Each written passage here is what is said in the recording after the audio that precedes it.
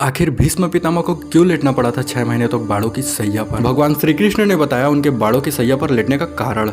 अगर आपको नहीं पता तो वीडियो के लास्ट तक पूरा बने रहिए। गंगापुत्र भीष्म पिछले जन्म में धाव नामक वसु थे। एक बार पृथु और आदि वसु अपनी पत्नियों के साथ मेरु पर्वत पर भ्रमण कर रहे थे। वहाँ वशिष्ठ ऋषि का आश्रम भी था। तब एक वसु पत्नी की दृष्टि वशिष्ठ के आश्रम में बंधी नंदिनी नामक गाय पर पड़ गई। यह गाय सभी कामनाओं को पूरा करती थी। तब उसने उसे अपने पति धव नामक वसु को दिखाया और कहा कि वह गाय उसे अपने दोस्तों के लिए चाहिए, आप इसे हर ले।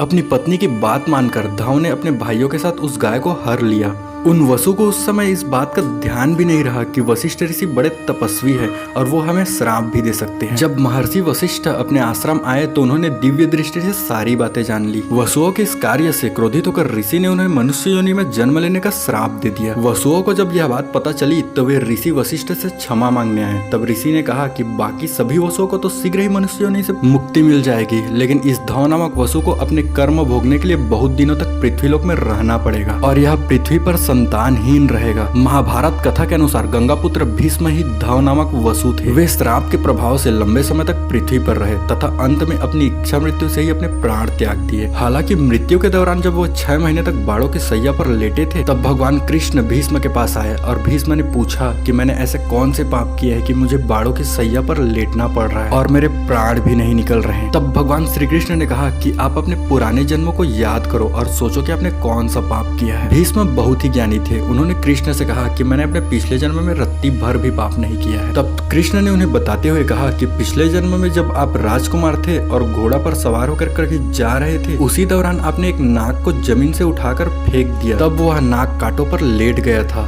पर 6 माह तक उसके प्राण नहीं निकले थे। उसी कर्म का फल है जो आप 6 महीने तक बाड़ों की सैया पर लेटे हैं।